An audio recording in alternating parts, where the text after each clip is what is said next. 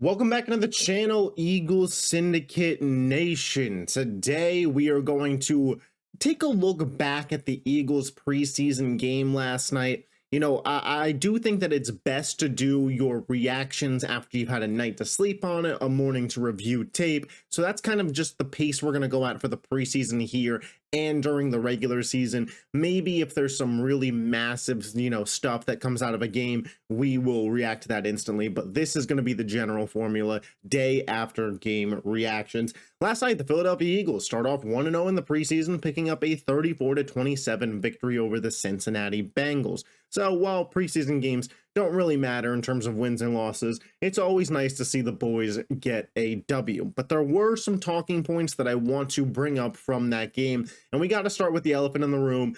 It's a bit of a negative, but cornerback 2 might be a problem. Kelee Ringo and Adoree Jackson both looked bad last night. And I get it. It's Jamar Chase and T. Higgins and Joe Burrow, and it's the number 2s on defense in terms of the number 2 pass rush, and, Cincinnati's a top-tier offense. So be it. They were going to move up and down the field at some point. They were able to move up and down the field directly targeting Adoree Jackson and Kelee Ringo. And that's the problem that I have. The angles of coverage. Jamar Chase had Adoree Jackson turned around multiple times. Kelee Ringo's tackle attempt on the second touchdown for the Bengals, that Jamar Chase touchdown. Terrible. When you watched the Eagles corner play last night, there's no way you could look at what we saw and feel any glimmer of hope for the cornerback 2 position. One of these guys, presumably, was going to be the guy to replace Darius Slay. And the other one was going to be the guy to replace Isaiah Rodgers. Both Darius Slay and Isaiah Rodgers, who was our third corner in terms of who would be playing outside, obviously, DeJean's in the nickel, and it's a separate category, were better than Kelee Ringo and Adoree Jackson were. And that's a fact. Last year, we had way more corner depth. And I get it. As contracts come up, it's time to pay guys. So be it. Darius Slay had 1 year left with the Eagles window. And what we've seen from Ringo and Jackson, I really wish they would have just paid Slay for the 1 year. I got to be honest. After one game, I'm wishing Darius Slay was still an Eagle. Does this mean we're screwed? No. Jacorian Bennett. There's a reason that Howie Roseman went out and traded for a starting caliber corner. I know we did the video on the channel a couple days ago. I tagged it Demon, and, I was being fun with it, having fun with it. However, I saw a tweet that perfectly describes last night. Jacorian Bennett just won the cornerback 2 job by sitting on the coolers. That's not that far off. Expect Bennett to get some run with the ones in training camp this week. Expect Jacorian Bennett to get some run with the ones throughout the preseason. Because while I do look at Bennett and see a starting caliber corner, the guys behind him, man, the Philly might need to make another move. Eli Ricks was the 3rd best corner on the team. Eli Ricks looked better than Kelee Ringo and Adoree Jackson. And don't even hit me with, well, he was guarding second strings, because Ringo and Jackson were still out there in the second quarter, and Charlie Jones was making them look silly. So when I look at this Eagles cornerback room, if the team wants to have the luxury of keeping Cooper DeJean at the nickel, where I believe he is the strongest, Jacorian Bennett has to be a starting caliber player, but you might have to go make another move. Asante Samuel Jr., free agent. I'm just saying, Howie. Pick up the phone. The cornerback 2 spot is a worry.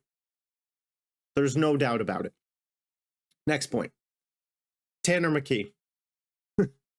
Tanner freaking McKee, man.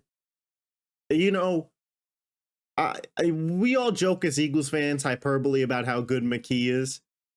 I think he's better this year than he was last year. This is a guy that's improving. And to me, this is a top 32 quarterback in football. This is a guy who would start for multiple NFL teams this season. He would be the best quarterback on the Saints roster. He would be the best quarterback on the Browns roster. Are we sure he can't beat Anthony Richardson and Daniel Jones out for a starting quarterback job in Indy? Would you rather McKee or Russell Wilson? Just some food for thought. Just some food for thought. But no, McKee did look great. 20 of 25 for 2 touchdowns, a 135 passer rating. He did as well score on the tush-push brotherly shove play. So 3 total touchdowns on the night. McKee, we continue to feel more confident about if Jalen Hurts were to miss a short amount of time. Similar to last year, they threw Pickett out there and we all wanted it to be McKee. This year it would be McKee. And I feel pretty confident that the offense would still be dynamic with Tanner McKee at the helm. I'm not saying that we're going to go win a Super Bowl with Tanner McKee, but if Jalen had to miss 2 or 3 weeks and we were sending McKee out there, I wouldn't say that's an 0-3 stretch. Like, you could win games with Tanner McKee. He is one of the better backups in all of football. When I consider backup quarterbacks, I don't know if it gets any better than Tanner McKee. Size, strength, mobility, arm talent, placement. The guy just kind of has that dog in him. Tanner McKee. Another big note from the running back position. Will Shipley was the second RB out there. He played the first quarter. A.J. Dillon played the second quarter. Will Shipley showed some massive explosiveness. Had one really big play. Found the hole. Found the gap. Exploded. Doesn't have complete breakaway speed for big plays, but Shipley looked good. A.J. Dillon looks like he's going to be a potential threat in the receiving game as well. The Eagles running back room of Saquon, Shipley, and A.J. Dillon. If anybody was worried about the loss of Kenny Gainwell, I feel like we're in a pretty good spot for the running back room. The Eagles receiving room, I actually feel pretty good about it. I can't even lie. Obviously, A.J. Brown and Devonta Smith, those are your top 2 dogs. Jahan Dotson, in limited action, looked pretty solid last night. On that first drive, he showed a bit of explosiveness on that slant route, almost got into the end zone. That was great to see. Johnny Wilson came out there and showed he's got hands. 3 for 73. You squint a little, kind of looked like Calvin Johnson. I'm kidding. Darius Cooper, 6 for 82 with a touchdown. Darius Cooper, man, busted his ass last night. That's a guy that's out there fighting for a roster spot. And I think he's going to earn it. Anaya Smith as well. So, like, there's just 6 wide receivers on this team that I feel decent about. Jeremiah Trotter Jr. was the main tackle leader in the game with 6. We had Jahad Campbell play. He missed that pick, but I feel pretty good about the linebacker room. Dean will be back, I believe, probably October-ish. That's kind of where I feel like we're heading now. He might start the season on the PUP, and then he'll be forced to miss the first 4 weeks of the season. Don't be shocked if we see that. I want to see Makuba.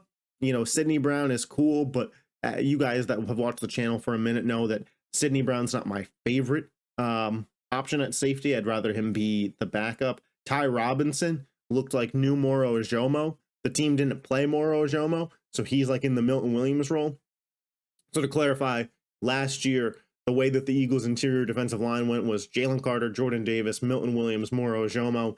This year, what we are looking at is Jalen Carter, Jordan Davis, Moro Ojomo, Ty Robinson. And the wheels keep turning. It's as simple as that. Jalix Hunt didn't play in the game.